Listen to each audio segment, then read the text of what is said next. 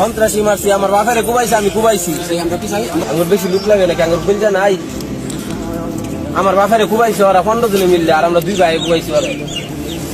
Video করে কি করবেন আপনারা? আমার মতো ইনোসেন্ট ছেলে ধরে কি করবেন? আমরা শিক্ষিত, সন্ত্রাসী মারছি, বাবা মানুষ মারি নাই।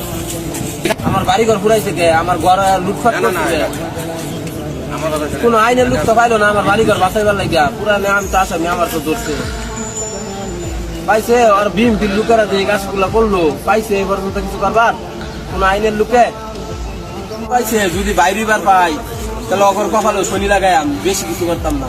খালি যদি বাইরে আর পাই, আমার বাড়িঘর পুরাইছে। আমি আমার এলাকায় গিয়ে দেখেন, জিজ্ঞাস কইরা কিছু জিজ্ঞাসা থাকলে এটা কোন আর কথা দিবাই না আমার। আমি তো ওই নিজে চাঁদা বাজার ছিল, আমি নিজে দুধকে দিছি, অভিযোগ দিছি, কুবাইছি, আমি কুবাইছি। আমি নিজে একজন এডুকেশন ছেলে।